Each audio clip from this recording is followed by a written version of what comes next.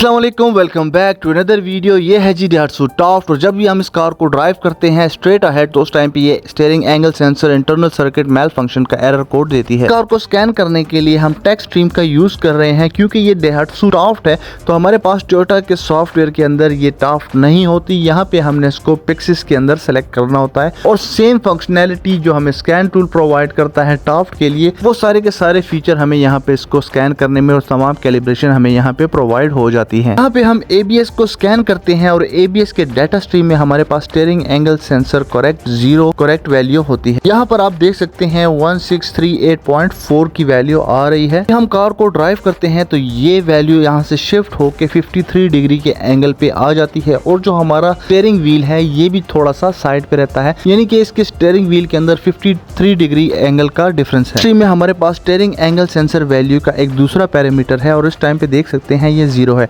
तो हमारा जो स्टीयरिंग व्हील है ये बिल्कुल ठीक है, हमारा जो स्टीयरिंग एंगल सेंसर है वो अपनी 0 की पोजीशन पे बिल्कुल ठीक है। लेकिन क्योंकि इस कार के अंदर काम किया गया है और उसके बाद इसका जो अलाइनमेंट है वो करवाई गई है और इसकी अलाइनमेंट के अंदर डिफरेंस है, फर्क है, तो ये हमने सेट कैसे करना है इसका सारा प्रोसीजर आपके साथ इस वीडियो में शेयर कर दिया जाएगा। हम कार को स्ट्रेट ड्राइव करते हैं तो उस टाइम पे हमारा स्टीयरिंग एंगल सेंसर की 53 डिग्री की वैल्यू आती है और ये वैल्यू शिफ्ट हो जाती है स्टीयरिंग एंगल 0 करेक्ट के ऊपर।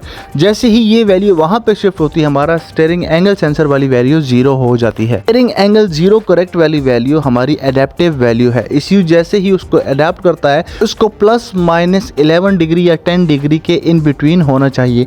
अगर ये 10 डिग्री से ज़्यादा एक्सीड करता है, कुछ कार्स के अंदर 6 डिग्री होना चाहिए, तो अगर ये 6 या 10 डिग्री से एक्सीड करता है तो उस टाइम पे हमें ये एरर कोड देखने को मिलता है। स्ट्रीम में हमारे पास स्टीयरिंग एंगल सेंसर को स्कैन करने का भी ऑप्शन होता है। तो जैसे ही हम यहाँ पे इसको स्कैन करते हैं इसमें हमारे पास एक स्पेशल फंक्शन होता है steering angle sensor learning reset का। एंगल सेंसर लर्निंग रीसेट यहाँ पे हम परफॉर्म करते हैं, इग्निशन स्विच को ऑन करते हैं, लेकिन ये कैलिब्रेशन या ये रीसेट प्रोसीजर इस कार के लिए नहीं है, इसलिए इसकी जो लर्निंग है वो कंप्लीट नहीं हो रही, वो फेल हो जाती है। ये बहुत सारे वेरिएंट्स के अंदर जैसे हमारे पास यारिस या विड्स हो गई, वहाँ पे हमारे पास जितने भी न्यू मॉडल्स हैं उनमें हमें इस एरर कोड को इरेज करने के लिए या 0 स्टीयरिंग एंगल को रीसेट करने के लिए हमारे पास ABS के फंक्शन में स्पेशल फंक्शन में एक फंक्शन होता है जिसको कहा जाता है क्लियर हिस्ट्री।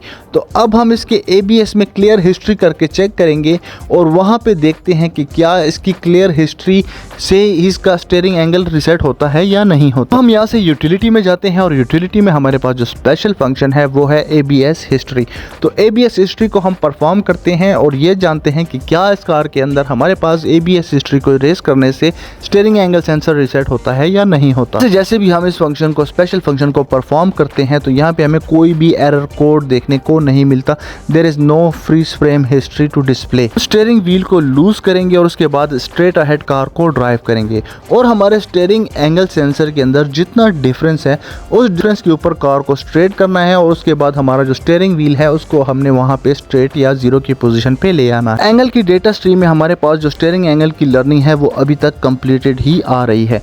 तो यहाँ से हमने क्या करना है, स्टीयरिंग व्हील को स्ट्रेट अहेड करना है। हमने यहाँ पे स्टीयरिंग व्हील को स्ट्रेट कर दिया है, कार को स्ट्रेट करके अब हम स्टीयरिंग व्हील को दोबारा से टाइट करते हैं और यहाँ पे देख सकते हैं जो हमारे पास करेक्ट लर्निंग वैल्यू है वो हमारे पास 163 समथिंग आ रही है।